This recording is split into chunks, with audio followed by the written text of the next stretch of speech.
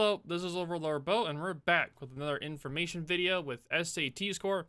And today, we'll be going over how to just dodge CV attacks. To start off, we're going to go over how to identify the different types of aircraft.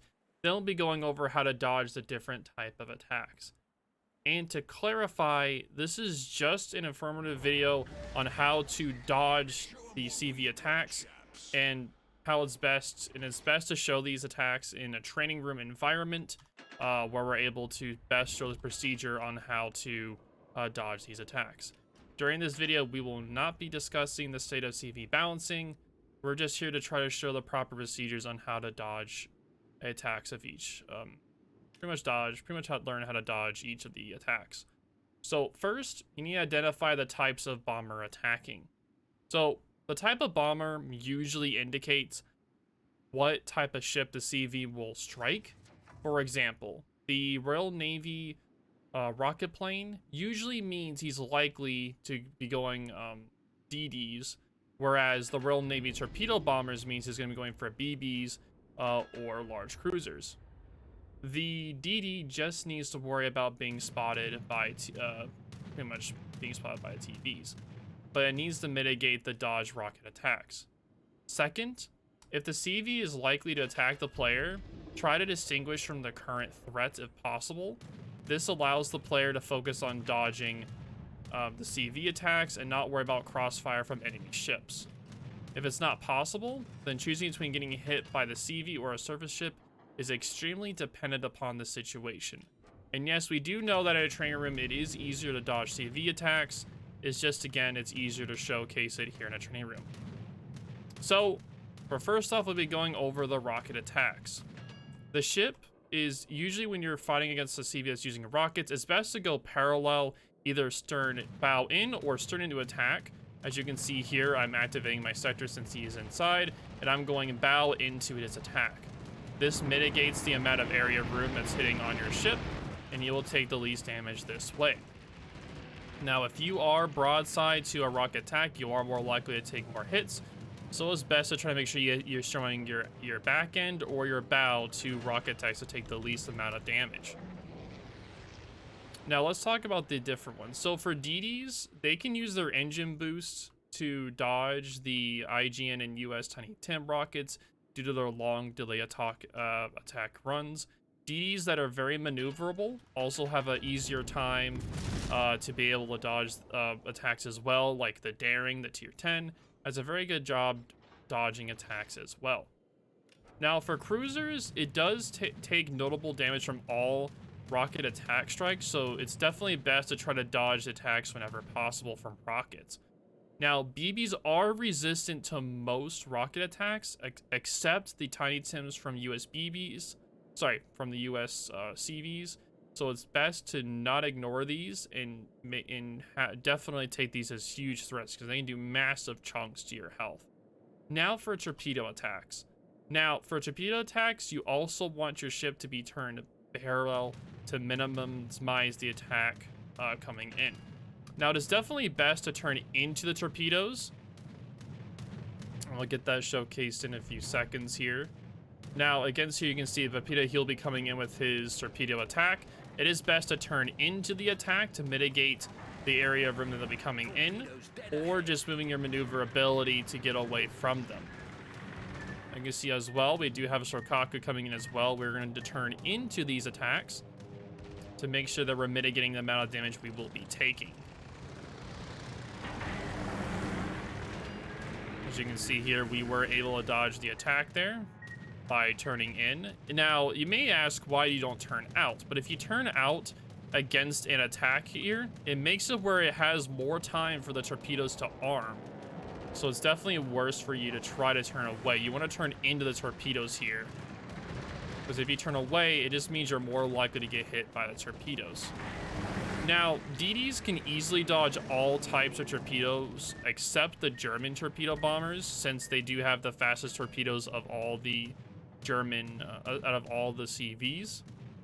So you definitely want to be careful of those if you are a DD. Now, for cruisers, you should be wary of all torpedoes and should dodge when possible, because you'll take a lot of damage. Now, BBs are usually the prime target for torpedo bombers, and should be careful when they are spotted, because if a CV sees a lone battleship, you are free lunch for torpedo bombers. Now for dive bombers. Now, for dive bombers, you want to try to be as broadside to the attack as possible. And the type of dive bomber is also very important. DD should only worry about HE dive bombers and level dive bombers for damage, which are the Royal Navies that do the flat carpet bombing. But they should still be careful of spotting from the AP dive bombers, like from the Germans or the Hakuri or the Japanese CVs. Now, BBs should, and cruisers again, should be worried about AP dive bombers, but HE dive bombers can also do some damage as well, because the AP dive bombers can definitely citadel most or all of the cruisers in this game, and they can really pack a punch if you're not careful. As you can see here, I'm focusing on staying completely broadside to the attack to try to mitigate as much damage as possible. And I did eat one bomb, but it's not as much damage as it would be if I would have just been bow into him. Now, BB should worry mostly about the AP dive bombers and the US HE dive bombers. BBs do have thick deck armor, like the Kremlin can worry less about level bombers, but the AP dive bombers can still go through the citadel of most battleships, so it definitely is a pain. Now, for the final type of the attack of the CVs is going to be the skip bomber. Now, the skip bomber, you want to be as parallel to these attacks as possible. You want to be either bow in or after them. And if you're trying to turn in or out, it completely depends upon the situation. As you can see here, I am bow into the attack, so I will take as little damage as possible, trying to make sure I don't take too many of these bombs. I did eat one, so I did not take that many as all. Now, all ships need to be careful of these skip bombers, especially DDs, because DDs can actually get hit by these really easily. So pretty much whenever the rocket nerf happened, skip bombers were pretty much the new meta for CVs to go after DDs. So a lot of CV players now, instead of using rockets to go after DDs, will use skip bombers instead. So ships like the new tier 6 French CV, the Bjorn, its skip bombers are really strong against DDs. Also ships like the Emmeline or the new CV line for the Russians also are very strong against DDs as well, using those skip bombers.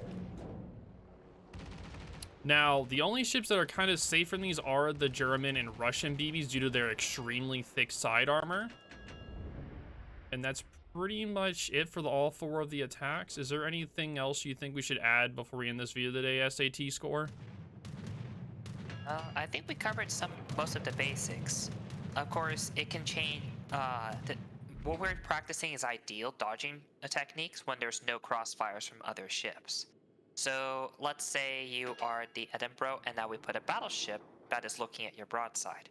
Then it gets a lot more complicated, and you have to figure out if the potential damage from enemy ships is worth dodging the carrier strikes for.